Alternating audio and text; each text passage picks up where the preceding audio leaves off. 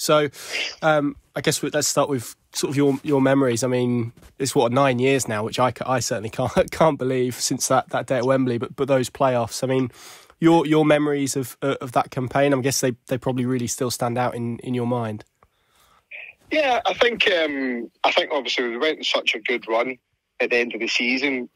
I think we sort of went into the playoffs a little bit, I wouldn't say deflated, but we're a bit disappointed in the fact that I think we had about 3-4 games. The game that stands out in my mind was probably Middlesbrough at home. Mm-hmm.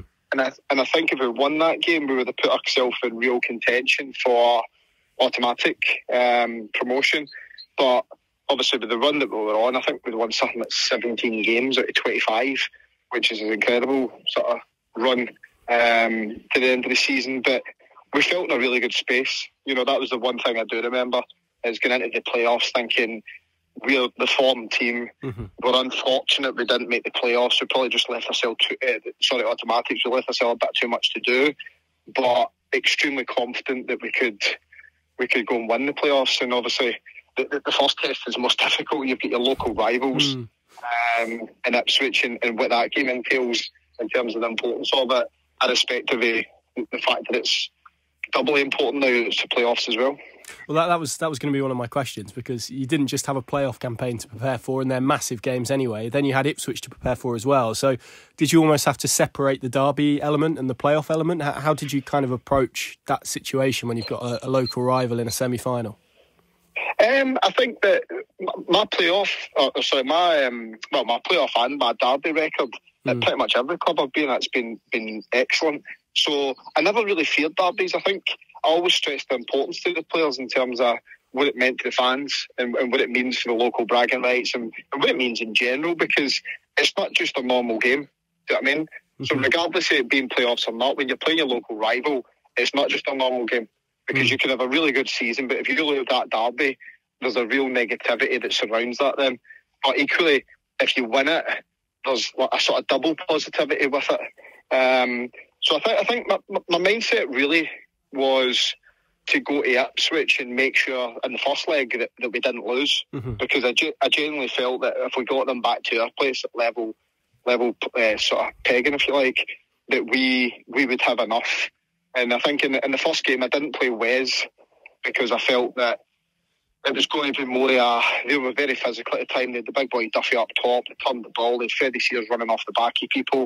They were really the boy Cole Scouse in the middle. You know, they were a physical type team, so we had to match that physicality at their place. We had to basically absorb the atmosphere and make sure that we came out unscathed in that game, which we did by drawing it. And then I was extremely confident that we would have enough quality, enough backing with the local support, and enough big game players to make sure that we would win the home leg. And then Wembley as well. I mean, I saw a quote from you, I think it was the other day, saying, you know, you started the season in front of very few fans and you kind of ended it at Hamilton, obviously, and then you ended the season at 90,000 at Wembley. I mean, just on an individual basis, that circumstance must have been extraordinary to sort of try and get your head around how your life had changed within that sort of season. Yeah, if I'm being honest, that first year at Norwich, it wasn't even a year, it was 6 months. That 6 months at Norwich literally changed the trajectory of my life forever. Mm-hmm. You know, in terms of personally, on the pitch, off the pitch, the full thing. Because within 6 months, I went for the year I'd been promoted from the Championship in Scotland, do you know what I mean? Which, not trying to decry the level, but it's certainly a million miles away from what the Premier League is. And a year and a half later, I was a Premier League manager and I was up against like Jurgen Klopp and Mourinho and guys like these. Do you know what I mean? So to try and put that into some sort of context, or even to try and like quantify what the feelings is bizarre, really. But I never really thought about it at the time. You know, it was really strange. It was just a case of when I was at Hamilton, we won promotion in my first season. Then we went into the Premier League and we were flying. We were beating Celtic, we were beating Aberdeen, we beat Motherwell twice, our local rivals. So we were doing really, really well. I then got the Norwich job, and then the Norwich job just went probably as good as it could have went. You know, the boys really took to what we were doing. We were winning loads of games. Everybody was doing really well.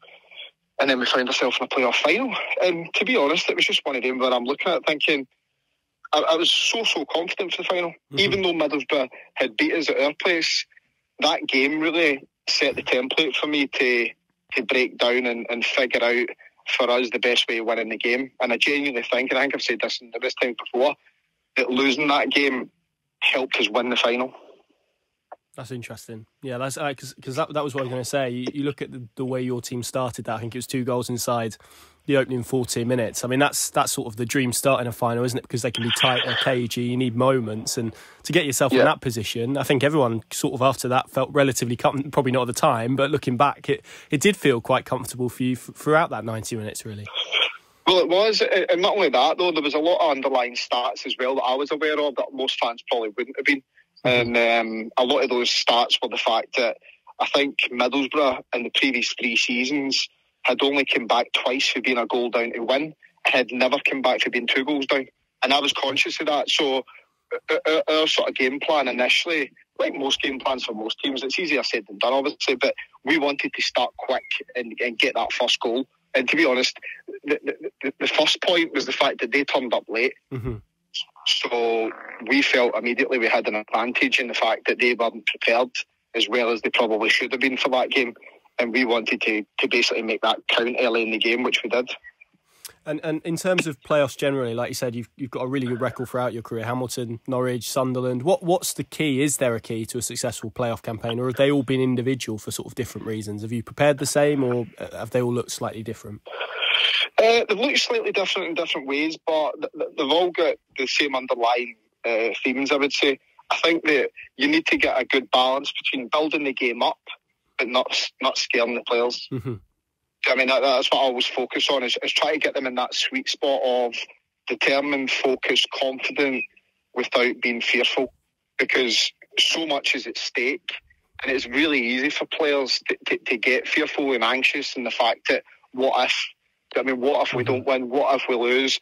But in every playoff campaign that I've been involved in, that's not even been on our radar. It's not even been registered down. It's all about when we win, when we do this, when we do. I mean, we don't. I've never been in any of the playoff games even contemplating losing them. Wow. Yeah, and it's the impact that has on players, doesn't it, as well? Because I guess if they see a confident coach, a confident leader, then that sort of goes on to them, doesn't it? It helps them in terms of their preparation. You think, okay, especially if you've got a coach that's done it before. You know, at Sunderland, probably slightly different at Norwich. Obviously, you've done it at Hamilton before, so that all of that sort of experience probably helps as well. Yeah, I think you've got to breed confidence into them, because your players in their weakest moments, or when they do doubt themselves, will look to you. Mm-hmm. Do you know what I mean? Because there's so much pressure on them, because the fans are getting an expectancy of them. They'll have an expectancy of themselves, have an expectancy of each other. And the families will have expectancies, you know, and a lot of people don't actually realise how much pressure some families put on, whether it be their brother or their son or their husband or whatever the case may be. But they carry a big load and a big weight of expectation, because they feel as if they don't achieve, they're letting all those people down. Do you know what I mean? And that's speaking through experience as a player as well as a coach. So, yeah, there's a massive amount for them to sort of carry. But what you've got to try and do as a coach is lighten that load, breed confidence into them, give them the belief that, listen, don't worry about it. Like, the worst thing you can do is be fearful of losing. Do you know what I mean? Mm-hmm. What we need to do is try and embrace the fact that we're going to go and win. How much of a part because lots of people speak about momentum, they look at the form obviously going into the playoffs of various teams, and in the Championship was quite unique because none of them in good form at the moment, especially in the last 5 games. How big a part does momentum play in your experience? Is it a factor at all? Not necessarily, and I'll tell you why. Like, I'll give you an example. When I was at Hamilton, we should have won promotion automatically, and we didn't. We lost out in the last day. So, and we'd led the season for the majority of the season. We were at the top of the league. So, in the last day, we got picked, basically. So, although the momentum was with us in terms of winning games, the first thing I had to do was try and eradicate the negativity and the fact that we didn't go up automatically. Mm-hmm. And that was there a little bit at Norwich, not as much. Whereas at Sunderland, we were never really, certainly for when I joined, we were never really in contention for automatic. So I was getting into the playoffs.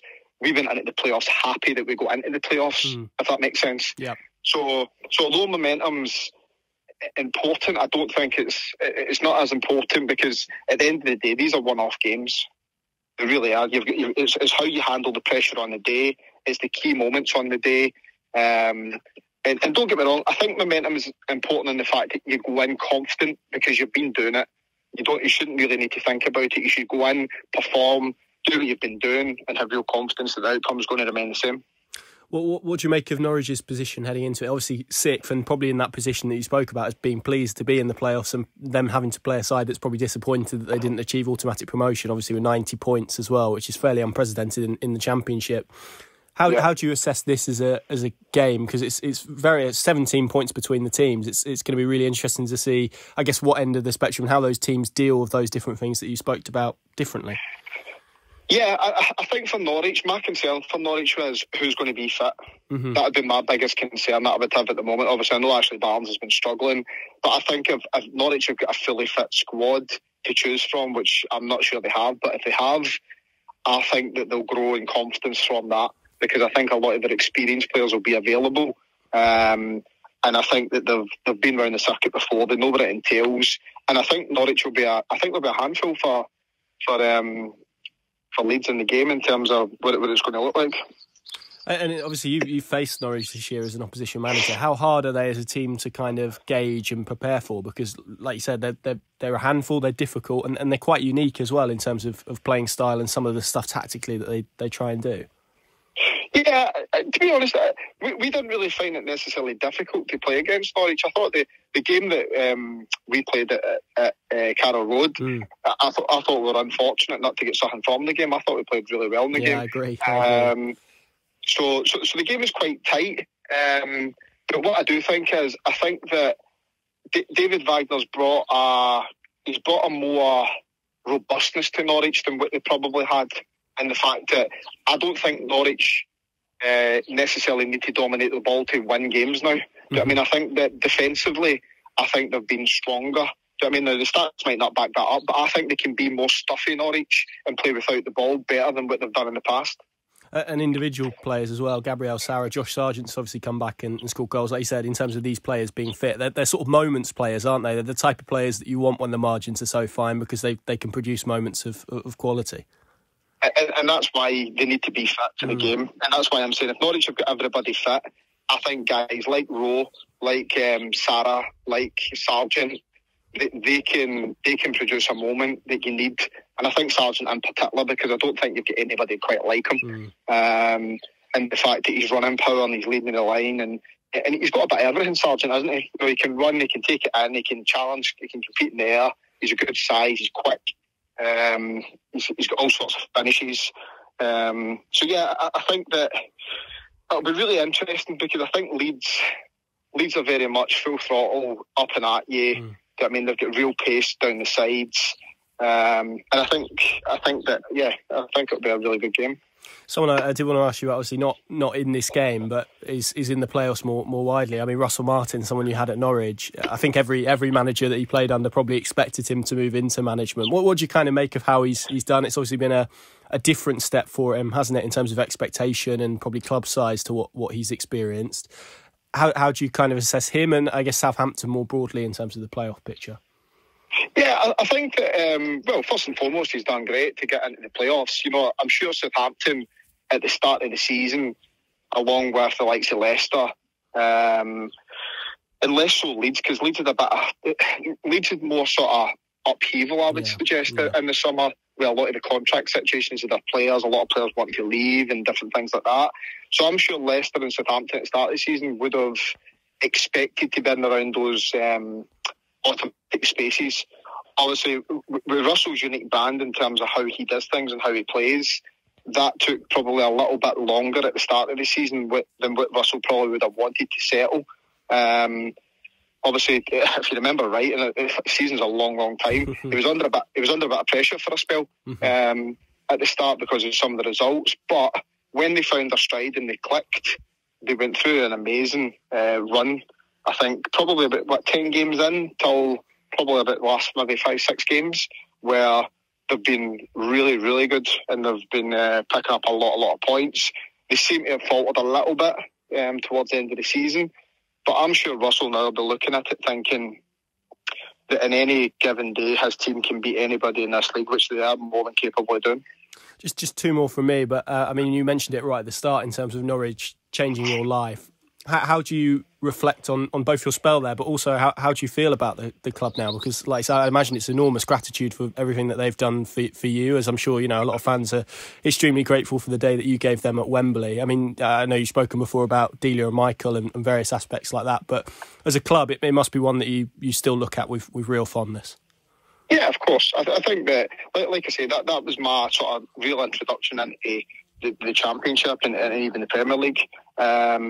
It gave me an unbelievable opportunity, which is very, very rare coming from the level that I came from, to go to a club that size and be given an opportunity, which I think that people like David McNally and Delia and Michael, who were there, deserve huge amounts of credit for, because it was a really bold and brave move to give such a young, sort of inexperienced coach that type of role. But I think it worked out really well for both parties, and I've got nothing but, like you say, admiration, but also gratitude in the fact that they gave me the opportunity to do that. And yeah, let's not be fooled. I'll be supporting Norwich in the playoffs. I'll be wanting them to go up. Good man, that's what we like to hear. And finally, I mean, my final question was going to be, I mean, how are you finding it being out of the game? I mean, you hear from managers desperate to get back in. Are you sort of enjoying it? Are you hoping to get back in quite soon? Where are you kind of at in terms of yourself? Yeah, no, I think that obviously I've been off since December now. I haven't really done anything in terms of whether it be Sky or make myself busy. I've been to quite a few games in terms of just keeping my eye in. Yeah, I'm ready to get back into something, but obviously I want to get back into something that I like the look of. I've had a couple of opportunities to get back in, but not quite the right thing for me at this moment. And yeah, I'll just be patient, wait and see. The one thing you can guarantee in the Championship is the fact that there's going to be jobs available. Yes. I mean, so I'm pretty sure that something at some point will come up, and hopefully that I'd be a good fit for it, and they would think likewise, really.